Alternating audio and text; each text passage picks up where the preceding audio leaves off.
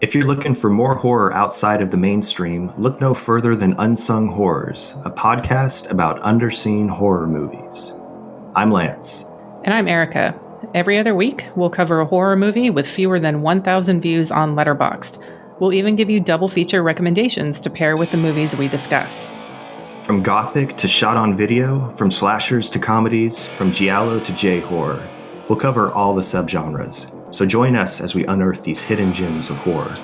Follow us on Instagram, Twitter, and Facebook, all at Unsung Horrors, available wherever you listen to podcasts. And part of the Someone's Favorite Productions podcast network.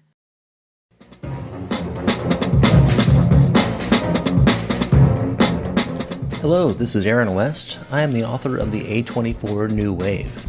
In this book, I look at A24's output and I make the argument that we are in a new wave movement right now. A24 plays a major role. This book has a supplemental podcast where each episode is a brief conversation about an A24 related topic, whether an actor, director, or even a genre. As I continue research for the book and conduct interviews, I expect to record podcast episodes with people involved with the company. You can find the podcast at cinejourneys.com or wherever you find podcasts, and we are proud to be members of the Someone's Favorite Productions podcast network. Do you love movies? So do I. What's up, y'all? It's KB, and I love movies, inviting you to listen to The Conversation, a film podcast where passion meets perspective and opinion. From the old school to the new, I invite a guest on to discuss the movies that thrill us, challenge us, break our hearts, or even blow our minds. There's always new episodes dropping wherever you get your podcasts. So join the conversation. We don't just watch movies. We love talking about them too. The Conversation with KB Loves Movies, a part of Someone's Favorite Productions podcast network.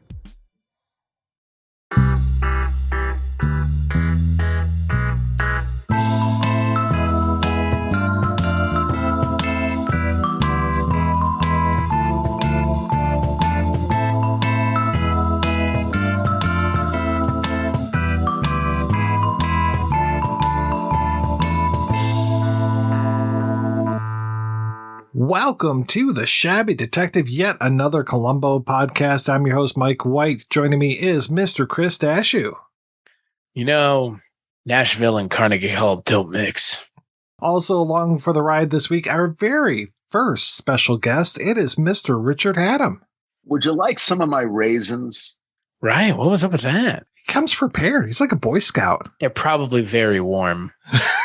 They've been in my pocket. They're real warm and soft. Columbo's nasty pockets deep with raisins. At least they were in the box. Just pulls out a handful of raisins. Want some of my raisins? Oh, pretty soon we're going to get some hard-boiled eggs, but we'll talk about that next season, I think. We are talking about the 7th proper episode of the first season of Columbo. It is called Blueprint for Murder. It originally aired February 9th, 1972, from a story by William Kelly, written by Stephen Bochco, directed by the one and only Mr. Peter Falk. Apparently he called in his buddies John Cassavetes and little Stevie Spielberg. Got some pointers from these guys. Still wet behind the ears. He was just probably about to make that horrific second episode of The Night Gallery. I mean, he'd already done an episode of Columbo. That's why he called him up. Said, hey, Stephen, can you help an old pro? I'm usually an actor, but I really, I threw my weight around. I got this directing gig. They gave me this script that they knew would be really hard for me to shoot because it's almost all outdoors at a construction site where it was currently being built. So you never had the same shot twice. I want nothing more than to harsh on Peter Falk's directing, but I really can't. I thought it was a well-directed episode. I thought it was very well directed. I thought the audio sucked a lot of the times. Oh my God in heaven. Thank goodness for subtitles. It's hard to hear. Mr. Markham! Like, Jesus. How did this get through? Mix it up more? I don't even know. I just think it was...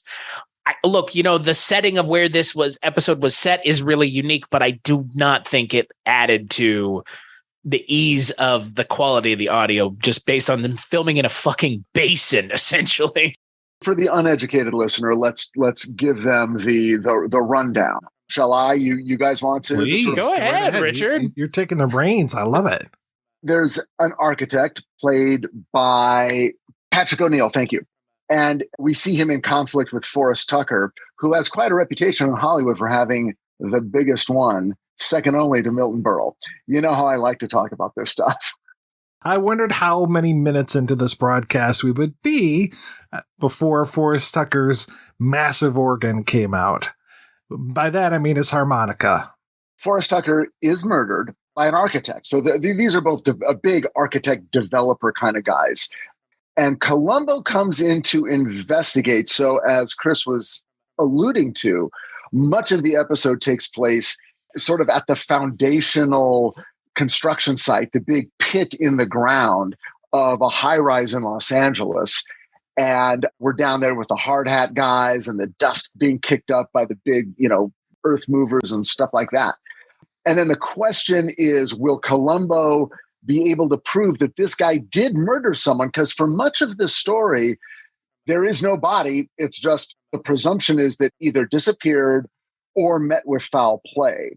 And there are advocates and detractors on both sides.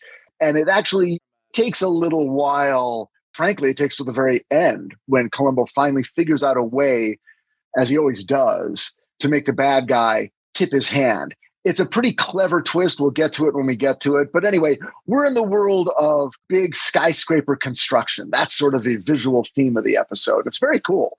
And we bought a company that makes models of companies, is all I can think of when there's the Williamson Tower model that Forrest Tucker comes in and just knocks all over the place. I love the opening of this episode with the car arriving, Forrest Tucker's feet, and we just watch him march into this office. Sir, you can't go in there. And fuck this. He just comes in, starts laying into everything. Elliot Markham, what a piece of shit you are. I've been out of town. You're coming in here. You got my wife paying for this ridiculous thing. And you're probably trying to sleep with her too, if you haven't slept with her already. It's wonderfully clear. By the way, they're both great, those two guys. And you mentioned his name, and I've already forgotten his name, but it's St. Clair? Patrick O'Neill. I don't know why I keep thinking his name is St. Clair. Patrick O'Neill. I'm writing it down, and I know it because I know that guy. He is great. I really like him. He's halfway between like just a normal leading man and somebody more sinister. Like he's not obvious in either direction. So he's perfect casting. Yeah. And he worked, from what I remember, a few times with Woody Allen. I want to say that he was in Alice.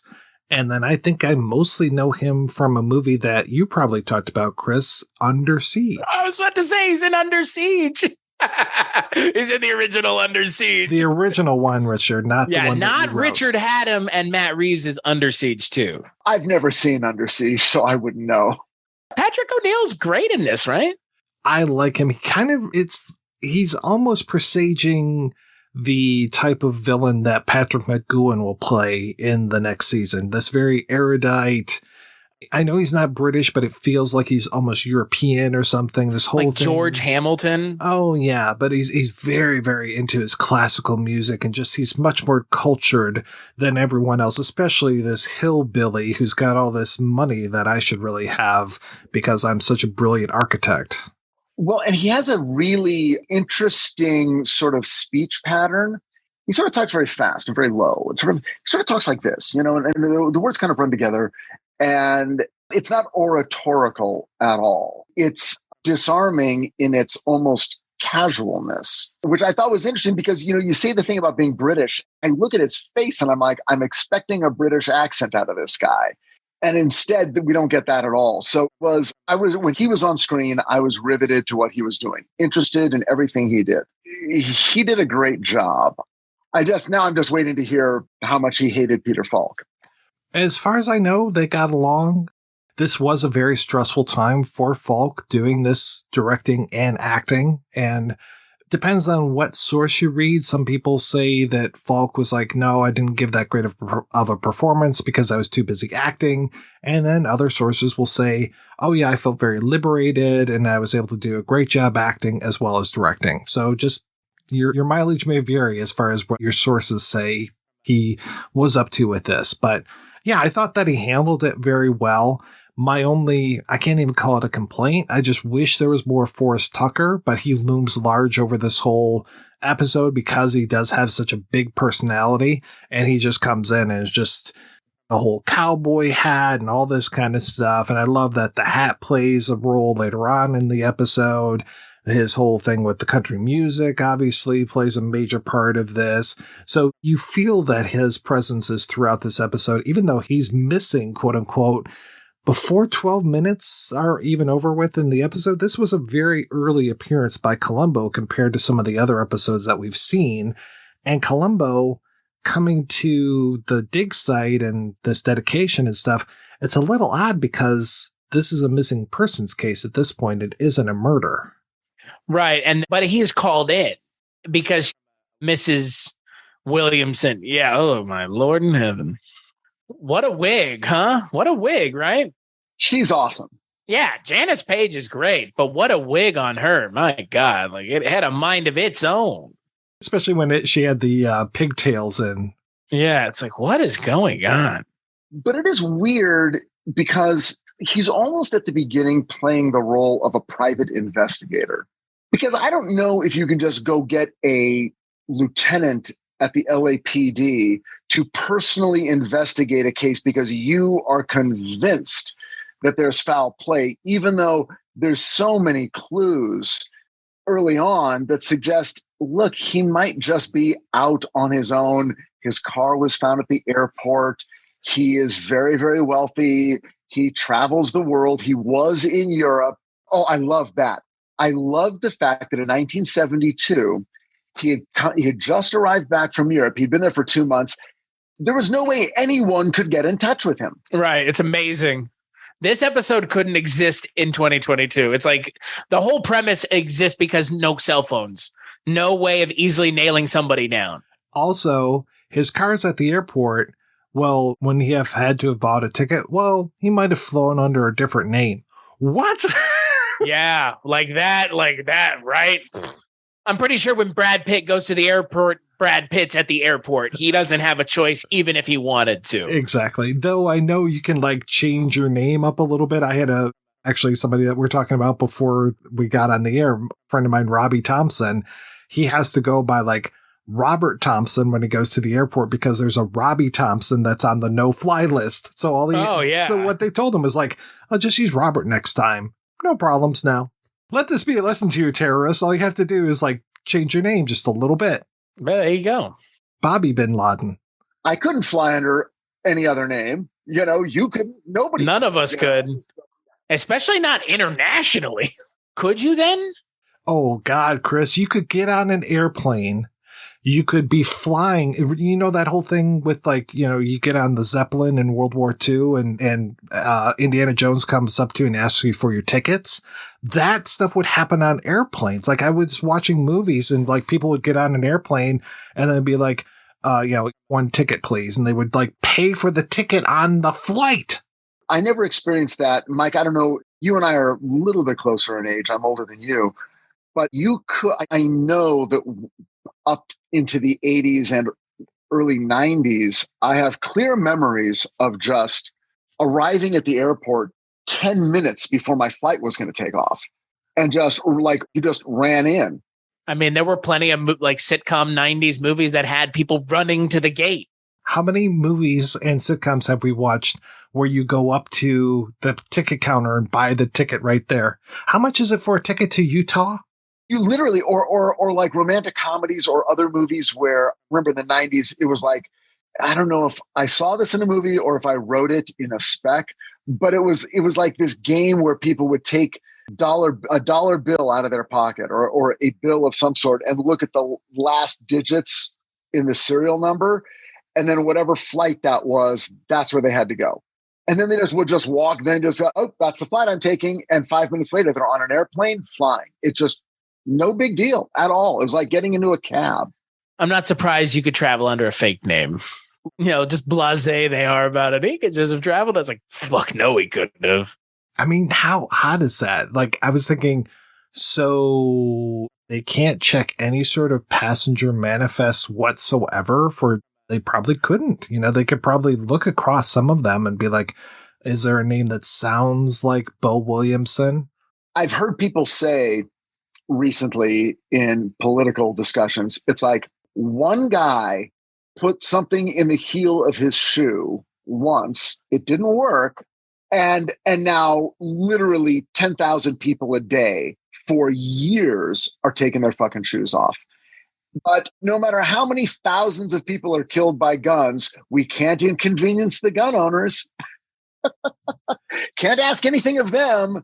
But in another situation, everyone, certainly in America, if not the world, we responded. And you know what? It's worked so far. I mean, it's insanity, frankly. And again, it's just like there's things about this episode where it's like, whoa, it just puts it back into perspective. Like look, John Fiedler's in this episode.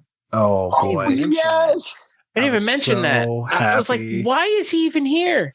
And that he's a doctor, too. I was just friends with Peter Falk, I'm assuming. I guess. Well, there's that whole thing about, Bo can't go too far because he's got this bad ticker and he's got an appointment with John Fiedler to get his heart looked at. So he goes to Williamson's doctor. I'm just asking why John Fiedler's in this episode because he's such a really well-known character actor in one scene. Why not? I don't know. I'm just saying I would just assume like Peter Falk was like, hey, John, you want to come and be on the Columbo episode I'm directing? The logic was completely different. Casting logic was different. Casting logic, up until the last 20, 25 years was there's certain actors who always play that role and you instantly accept them. So that's why we love him as Gordy the Ghoul. We love him on Bob Newhart as, Mr. Peterson. And we love him here. We see him and we automatically know who he's going to be, what he's going to be like, what strata of. No one was like, why are we casting him? We've already seen him a million times and do this role a million times. Like, no, that's why we're doing it. That's why we love him. But here's what I'm going to point out about that scene for the listeners who are going to watch the episode or have. Look at that doctor's office.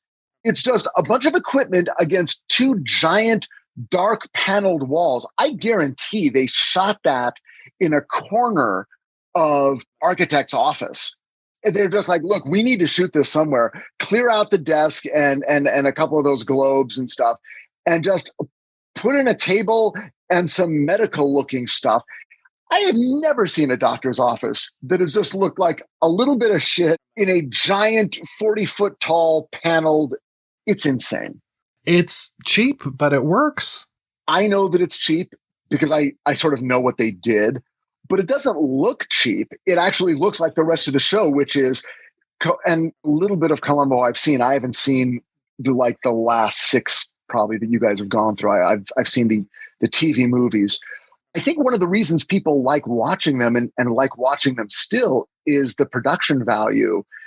It's never some heroin dealer in an alley.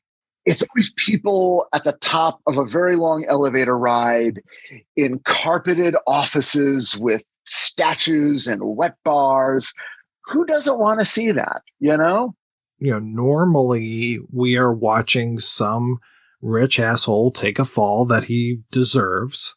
Elliot Markham, the Patrick O'Neill character, not necessarily that much of the, it's really Bo that is the one that's making the fat cash, but I think it's because Elliot he's greedy and he's doing this. And I think that's one of the reasons why we kind of root against him. And also because he really thinks he's so much smarter than Columbo. And obviously, Columbo just like, oh, that's really interesting. This whole thing about the pyramids and building and burying the architects and all this. And it's just like, he basically is like, here, let me use this as a stick. And I'm almost wondering if he's the one that's giving Elliot Markham the idea. I know he's not. I know Markham's already got the idea, but he's almost playing into it right then. Well, he wants him to do it. Oh, yeah. Elliot Markham wants him to dig up that column, but I like that it's Columbo that brings it up first. No, but it's like Columbo also is like you said, he's trying to like push him in that direction. Yeah, it's great. He's already like so many steps ahead of Elliot Markham. Like in chess, he would already like have his whole end game planned out. The twist or the kind of the concept of the episode is that Columbo begins to build a theory. And the theory is that Elliot Markham has killed his development partner, Forrest Tucker. And they haven't found the body yet, but it's like, oh, this building is being built. He's going to, or just has, put the body in one of these piles, which is the main support towers. And so the body got thrown in, covered in cement, covered in whatever, and that body will never, ever be found. And it's a little back and forth. You sort of watch Columbo put this all together. But at the same time, Markham says, I know what you think I did. Like, okay, for the past, hour of this episode, you're everywhere that I go. You keep asking questions. Clearly you suspect me of murder. And now, because you happen to walk in on my lecture about the pyramids, now you're asking around about the construction and you think I buried him. And, this is ridiculous. And then Columbo's like, so, well, are you saying you won't mind if I have it dug up? And it's like, well, that'll be super expensive and really, time consuming and problematic and everything, but hey, you're the cop, do whatever you got to do. And so again, for the viewer, it's like, oh, he's daring Columbo not to go to the trouble of all of this. But then Columbo does go to the trouble in a very well-directed sequence that is really fun and funny about standing in line at a government, right? He's like, oh, go to room 316. And he stands in line. Oh, you've got to get this permit signed over in room 320. Another line. And it's one of those things they do in movies, and I never know how they pull it off, but it's like they make something boring funny without making it boring. And they did it here very well. And the frustration on his face, just the demoralization every time he sees another line. It's one of the only times we see Columbo look defeated. I feel like you got to give Peter Falk credit for how well a lot of this is directed. And there are people that have directed this show less competently that are directors. My fear was that his performance was just going to be over the top and out of control. And it did, border on the, okay, we're getting a little cutesy. The raisins, and you want to have a candy bar, and all that stuff. But when did he say that? In the same scene. The candy bar? First he offers him raisins, then he offers him a candy bar later in the scene. Mike, you remember this, right? Not offhand, but I believe that it happened. Go back and watch it, because the guy keeps talking about, I've got dinner plans. I'm a very hungry architect. I'm sorry, Mr. Columbo, I've got to go. And he's like, well, you want my candy bar? And it's just like, was that on the page or was that his little, curlicue on bulky and raisins? flourish? It was a little weird. Yeah, you can see that he's really getting into the eccentricities of the character now. Yeah, I mean, that whole thing, too, of like Fiedler saying you should stop smoking and then Columbo throwing away the cigar at the very end. And I'm just like, a whole thing where he's like, it's too good of a prop. I have to have it back for next season. Well, I mean, I guess the question is could this have been the way the show ended? It could have been, yeah. I mean, that's the way I looked at it. I was like, is this the way the show could have been? In an alternate universe, this is how the show ended. Every time we get to the end of one of these seasons, Chris, we're going to talk about this, because there are so many times. Yeah, there are so many times where you're just like, yeah, this could have been the final Columbo episode. And so like that little thing, him throwing away the cigar, that's one of those moments. And then there are some that are even more pronounced where you're just like, this feels like the end of Columbo. And then when he comes back, it's a little bit of a miracle. But do they address it? No. Okay. So I don't expect him to, obviously. It's just a matter of, with Falk in his negotiations for pay and all that kind of stuff. Sure. What's interesting, though, is that this wasn't the last episode that was filmed. It was actually last month's episode, Short Fuse, was the last one filmed. This one was filmed right before that. There's a finality to this episode that feels weird at the end. Because, like, the guy even gets away. This is almost like the Raiders of the Lost Ark of Columbo. Because like all he had to do was just wait there at the end. It's like he didn't have to do anything else. Well, it's very death lends a hand to me. Yeah, it's like it's very convenient. He's like, well, it was the music, really. And it's like, I wish there was maybe a little more than that. Yeah, you kind of want more of a case being built up rather than it was just you happen to leave the radio on the wrong channel. Is it just that Peter Falk or Columbo just knows? He just knows. He's like, I always get the feeling in these episodes, it's like, I meet a character, I meet another character, but at a certain point, I meet a character and I'm like, okay, they're guilty. I don't know how. I'll figure it out along the way, but I know they're guilty. And now it's just a matter of me revealing it somehow. The best Columbo episodes make it seem less like that's the case until it's more subtle than this. This episode's not very subtle. I think some of the better episodes this season, given that this is the last episode of this season, we'll have to talk about the season at some point. The best episodes of this season of the show have made it very subtle. And it's kind of like not wink, wink, but like a little bit of a like, oh, like you can, like you see, here's this and this. But then some of them are like, bam, whack you over the head. It's like baby's first Columbo. And this episode really is like verging on that in a lot of ways with what like you said, Richard, the cutesy twist is very cutesy. The way Columbo catches him is like, that's not a case, dude. That's a coincidence. Like, that's just a coincidence. Well, his theory just happens to be exactly correct, which is, you're baiting me to look in a particular place. And so I'm going to go to a lot of time and trouble to do that. And it will reveal nothing. Now, why would you go to all that trouble? Oh, because we'll never look in the same place twice. So now you have a free.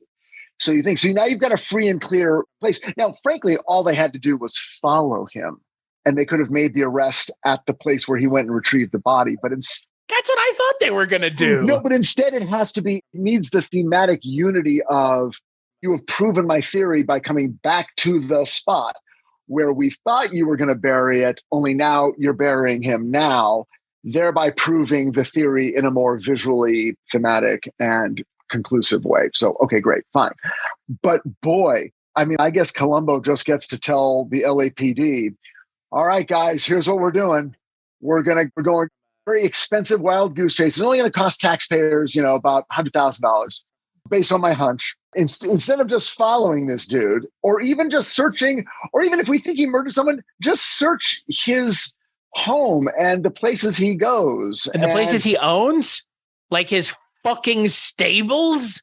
Or would the most, I'm sorry, since when did the LAPD become like the Miami PD from fucking Dexter? All of a sudden, they're the most inept dipshits. I don't get it. It's like, this is where Columbo's just God mode. I just knew it all along. Like, I knew it. It's like, that's lazy, Botchko, of all the people. But there's nothing about this show.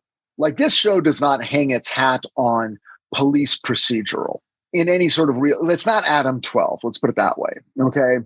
It sort of has to own that because they show us a more accurate procedural works better if you don't know who the criminal is, because now you're on the side of the cop and you're watching to see if our system works. And you find out it does. And every week you're like, well, God bless America.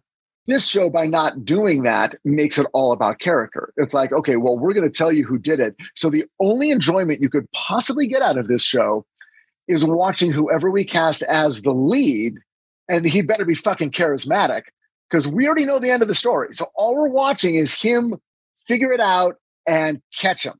And Peter Falk does that. And I'll say something else that I didn't think about before, but tell me if you guys agree. There's something weirdly formidable about Peter Falk. Weirdly? Oh, he's formidable as fuck.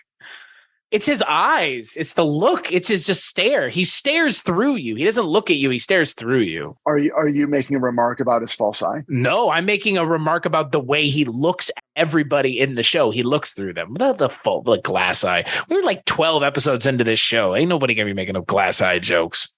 He's not tall, he's not strong, he's not aggressive, but he is weirdly tenacious. And like when you're watching, always get the feeling, I would not want this person on my case. And that's great. The show is very literary in its presentation. I mean, and the framing device is literary. I mean, this would feel right at home in a book. And that's why I like this show so much, because of the framing device of the how catch 'em as opposed to the who done it. Because it's asking more of the actors in the show, at least the lead. Because again, Columbo is in a lot of ways the villain of each episode. The way the best versions of this show are told is you are not following Columbo. You're kind of following Columbo, but Columbo's just appearing and wreaking kind of havoc on the villain who you more or less follow almost the entire episode. Because we meet the criminal first, we're in uneasy alliance with them as a form of protagonist. And then it's like, oh shit, here comes Columbo. Oh God, now it's just a matter of waiting for the house of cards to come down. Have you guys ever have you ever done the fantasy game of, if for whatever reason it wasn't Peter Falk, have you thought, who else would be Columbo? At the time? Darren McGavin? What would he have been like? I mean, it could have been interesting. I don't think the roles are too dissimilar. I don't think they ask for different things. They're both kind of gruff and standoffish. Kolchak a little bit more than Columbo. McGavin is a big actor. I think he's like bigger, and he likes to be louder. That's for sure. I mean, at least it's Kolchak. Well, I guess I don't know. I don't know. What about like George Papard or Brian Keith? Well, I don't know. Papard. Isn't Papard Banachek? He doesn't work for me. Yeah, he's Banachek, and he's too fucking smarmy. There's a reason why we're not talking about Banachek on this episode. Too fucking smarmy. And I mean, I guess I could see Brian Keith, but he's too Aldo Ray-ish to me sometimes, or he's just like, he seems like a big lug a lot of times. I know like he can be subtle, but it just feels like he's too big as well. And I like that the shabby detective. I love that Falk is small, one-eyed, hair all over the place. Like once he gets past those pilots where like that, especially that first one where he's so like buttoned down, little tie and everything. I mean, once he gets over that, that's why he disconcerts you. And that's why I think him on your case would be a bad thing. Who's Columbo today? Who do we cast out of today's act? Tony Shalhoub. Mark Ruffalo. Oh, Monk. Mark Ruffalo. Ruffalo. Fucking Mark Ruffalo. My God. Yeah. He's even got kind of the like frumpy shit down like perfectly. Yeah. I loved him in Zodiac. He was so good as Tosky in Zodiac. There you go, baby. Right there. Somebody propositioned that Natasha Lyonne would be an interesting Columbo. And I'm like, I can kind of see that. She has the delivery down. Yeah, well, especially in Russian Doll, where she's basically an old Jewish man. I've never seen it. Makes me want to watch it now. That's her thing, man. She is being an old Jewish man in that. Yeah, Mark Ruffalo would be great as Columbo. My God. I mean, I don't want to see that. Just fucking Zodiac. Like, just watch Zodiac. He's kind of doing it there. Like, even better, watch Now You See Me. Remember the Jesse Eisenberg, we're all magicians, like we're rogue magicians? Ruffalo is in one of them. It might be the second one. Now You Don't? Yeah, it should have been. Instead of Now You See Me Too, it should have been Now You Don't. Would have been a better title. Probably would have been a better movie too. Ruffalo does play a cop who's trying to figure things out, but these magicians are running circles around him until the end when you realize, oh, wait, no, he's got a whole backstory we don't know That's about. the first one. That's the first one. I like Mark Ruffalo. He's great. I don't know. Like the thing is with Peter Falk, like it got to the point where they can't really remake Columbo because Columbo got contemporary. Columbo became contemporary eventually. I mean, they could reboot him, but you'd have to acknowledge, like at some point, you'd have to go, I'm sorry, does this Lieutenant Columbo just have carte blanche at the LAPD? Is he even affiliated with the LAPD or is he with Interpol? Like, why is he just allowed to set up big situations and things? They've kind of already done this because they have had situations like this where They even tried to take Columbo off of the case. And I'm thinking specifically, well, there was the very first episode, but I'm thinking very much specifically of Suitable for Framing, when the captain's there and he's just like, the criminal's talking to the captain and he's just like, why is this man still here? Da, da, da, da, da. And then Columbo's just like, basically is like, step aside, captain. Like the captain's like, okay, yeah, it's his case. You take it over. Isn't Death Lends a Hand similar? I mean, you already said it, but at the end of Death Lends a Hand, it's like they do the fucking trapped you gotcha thing. And they do that here. I was honestly surprised that they didn't do at the end of this episode. What I would have done is I would have let his ass pull that body out and start dragging it to the thing. And then you pop all the lights on and Columbo's just sitting there like that. I mean, like it was kind of anticlimactic even. You just see the lights pan over Columbo and it's like, man, like that's it. And it's like, hey, asshole, I see you there. It's like it doesn't have that moment of gotcha, which I don't think the show needs it, but when it pulls it off, it really works. Especially like the Suitable for Framing, like you said, Mike. Patrick O'Neill is just like so nonplussed by the whole thing. He's like, whatever, you got me. You're right. He's probably the most nonplussed of any criminal I can remember seeing, even more so than like some of the ones from future seasons, like Ruth Gordon or even Donald Pleasance, where Pleasance is just like, you can see the resolve on his face. But with Elliot Markham, he's just like, yeah, okay, yeah. He like walks over to the police car and gets in. He's like, he sits in, and then there's just like a shot of his like face in like a tiny little window, and it's like, what is going on? He seemed fine with it. He's like, no, whatever. Okay, I'll have to cancel my dinner reservations at, This conviction will never stick. Yeah. Like that's the other thing about these Columbo episodes. Like I would love to know, that would be a good show. Just take every Columbo episode and do it from the LAPD, like the lawyer's perspective, where they're trying to process all these people. And like, and there's no, like half of them are just like, oh, this was entrapment. Yeah, you're free to go. We've said it already. Like, I don't know how much of this is like above board, my friend. Like, I mean, look, he's no Jack Reacher. He's not just saying, yeah, I'm just going to go fucking kill them. Goodbye.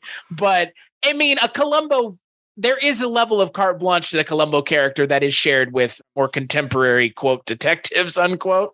Well, even classic. I don't know how many convictions Poirot would have gotten either, or even Sherlock Holmes. There's so much like, oh, you mean it was these people with red hair? Wait, what? But again, this is so contemporary and LAPD. It's like, it's just funny because like I think about it, it's like, no, some of these people were just like, I got a really good attorney and they were fucking circumstantial evidence. This is the LAPD that would give us Mark Furman. So we're not above planting evidence. Is there an equivalent to Columbo like set in sort of old Japan where once our detective reveals the criminal, every episode ends with that person just committing suicide? They should. That would be great. They just the cop is just standing there watching the guy just eviscerate just himself. Fucking do it. Just gut yourself, bro. It's like, hey, that was really weird. Time for lunch. It's like, all right, good. So we actually have found some Japanese Columbo episodes, but they are more contemporary. And Chris actually threw some Japanese Columbo in the Dropbox for us. There was also a detective named Furuhata Ninzaburo, I believe it is, from mid-90s. I have, or had, they were on a drive that melted down, all of them subtitled, and apparently he is supposed to be very much like the Japanese Columbo. No, like trench coat, that kind of stuff, but just like this, the way that he was always waiting for the criminals to slip up kind of thing. Omnipresent. I don't know how to describe Columbo because in this episode, it feels like he's the author of the story. This is the first episode where I'm like, this is mighty convenient. Like, yeah. And then even that gag with the cop and the car, I didn't realize that was a recycled thing from Murder by the Book, that Bachko was like, ooh, I want this to happen. And then used it again in this one because it was cut out of the original. What was it? What was the gag? The gag at the end where the cop pulls his tire blows and then the cop pulls him as the cop's behind him and the cop's like, let me help you pop the trunk.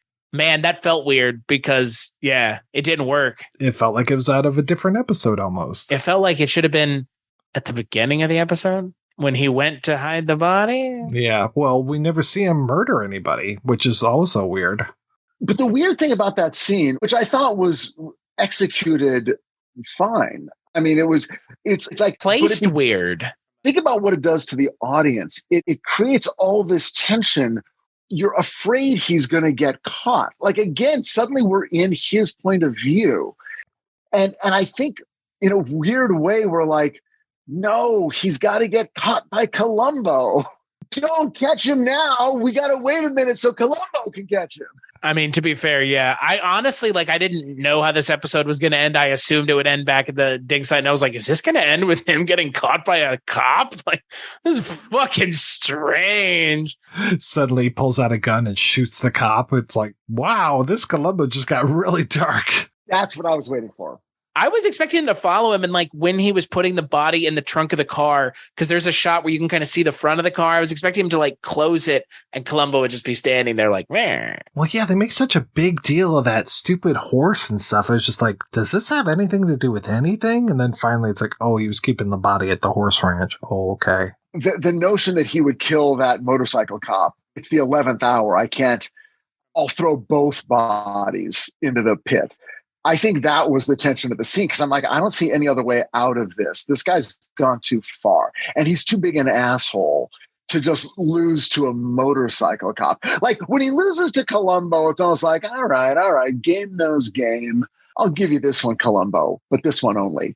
But it's like, I am not going to get arrested by that common motorcycle uniformed LAPD officer. No way. Yeah, if the tire is flat, get you a tow truck and get you to fix it. All right, sure. Okay, bye. Yeah, it was a very strange scene. It worked. It's just like by the end of the episode, I was like, just get to the end of the episode. Because I think I know where this is going. And it goes exactly there. It goes to him with the body at the dig site, about to dump it. I mean, that's a good hiding spot. I wonder how many bodies have been hidden that way.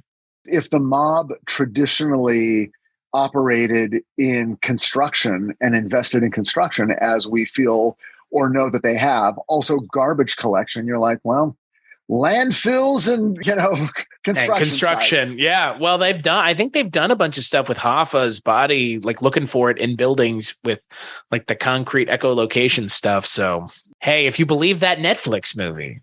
And I know you guys have already talked about it, but I think every season just ended with everyone thinking and hoping it was over, and then it just never was. It just never, ever, ever, ever was. Which is funny that this is now another show we've talked about where the lead actor was like, I kind of don't want to keep doing this. But at least Darren McGavin was like, I kind of don't want to keep doing this, and we're not going to. I mean, also, it got canceled too, right? Well, did Peter Falk want to stop doing it, or he just wanted to take over? Well, a little bit of both. He didn't want to work in the TV system. That was the whole thing. He thought he was making little Cassavetes movies, and they're like, we're not making a fucking Cassavetes movies. You've got 7 days. Go film the episode and deliver a product we can use, or you're in breach of contract, which I guess he figured out a way to do. I mean, I know the story is that this episode was, he was handed this one to scare him off or to trip him up. The script was a grenade they were throwing in his path, hoping that it would stop him, but it didn't. Just the notion that to NBC, I guess, that it was just like, nope, it's our most popular show, so we'll spend any amount of money and we'll do whatever we have to do. He has to come back. And it's just like, oh, shit. I can't remember who it was, but it was either NBC or Universal. It was just like, hey, yeah, we'll pick up the overruns too. Oh, probably. Oh, no, it was Universal for sure. Well, wait a second. No. I think you're right. No, the studio would have said, no, we have a budget for this show. And then it was probably NBC that's like, we need something on Sunday night. So you guys make the episode, tell us how much extra it costs. We'll pay for it, get it on TV. It's worth it to us. Advertisers love Columbo. We're getting the right demographic. Everybody loves Peter Falk. It's valuable to us. Just please keep making the show. And they've done the bare minimum of episodes, 8. That's like the least you could do. I mean, good God. Well, is that because it was on the wheel? It was like, well, next week it's that's why. Sure, that's one of the reasons Peter Falk did it, because he was like, I only have to do 8 of these. He originally was just slotted for 7. Remember, they made him do an extra just because I think that was like they somehow twisted it around to be like, oh yeah, if you want to direct, we need this extra one too. Oh, okay. Yeah, so that can be yours. All right. I was going to ask you, Mike, since you and I have watched this first season together, what was your favorite and least favorite episode of the season? I mean, I'm always going to be a sucker for suitable for framing. I know we talked about some of the problems that episode has, but just that fucking ending is so fantastic. But I have to say Murder by the Book is probably the best episode of this whole season. Agree 100%. Murder by the Book they came out swinging with the show. The movie's different story, but I mean, the show it's just amazing. Jack Cassidy, the author. Directed by Senor Spielbergo. That's a great episode. And I think probably my least favorite episode, I don't think it's this one, but it might be suitable for... No, it's Dead Weight. I mean, that episode's not great. It's Dead Weight for me as well. That's the one that, if it comes on, I might not rewatch it. Whereas with any other episode, I'm rewatching it. Yeah, that one's not great. Eddie Albert is a creepy guy. Even though it's got Bert in it. R.I.P. Bert. Oh, yeah, that's right. That's painful for me. I really wanted Bert here this whole time. Yep, and you're never going to see him again, chopping up that goddamn lettuce in heaven. How about you, Richard? Well, I haven't seen all the episodes of the season, so I will say that the one that I just watched is my favorite, and I have no non-favorites. Non-favorite. I like that. This is the way Richard talks about his children. I have one favorite and no non-favorites. My children I rank by who I hate the most down to who I hate the least on any given day. And I will often let them know. I'm like, come here, let me give you a hug. Today I hate you the least. You give them hugs? Physical contact? Wow. They usually call him the Great Santini. Usually it's a basketball to the face. It's like, you going to cry? You going to cry? You going to squirt some out there, huh, pal? That man is my hero. I would give anything to parent like that. My two older boys, they let me give them a hug. They're perfect. It's Dashel right now. I have to sneak up on him. And he thinks it's funny, but if I come at him, he's like, I'll scream. And when I go in for the hug, he emits the most ear-piercing scream. It literally sounds like I'm murdering a coyote. What's going on over there? The Hatem household again. They got a coyote problem? Or what the fuck is going on in their backyard? He's hitting that kid again. He's hitting him again. So, Chris, what is going on with you these days, sir? Over at cstashu.com, you can find all the things that I work on. The Culture Cast, Scary Stories We Tell, Rankin' on Bass with these two fine gentlemen, which we do all the time. Sometimes. And all the other weird stuff over at cstashu.com. That's where you can go to find me. What about you, Richard? What's going on with you? Working hard on season 4 of HBO Max's Titans. You can find the first 3 seasons on HBO Max right now, and season 4 will premiere before the end of 2022 on HBO Max.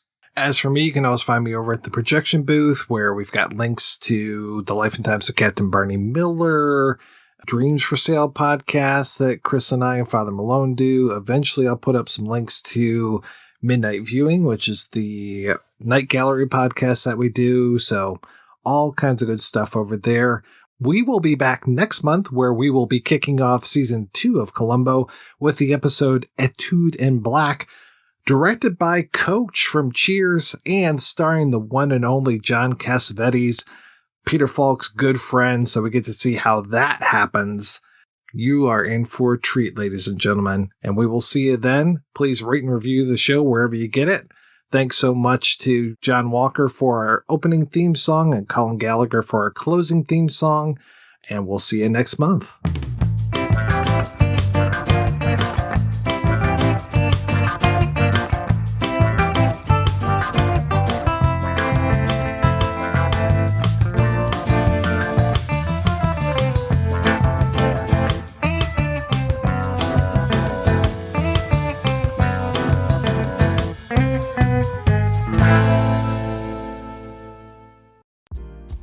Are you a film fan who loves the ultimate home video experience?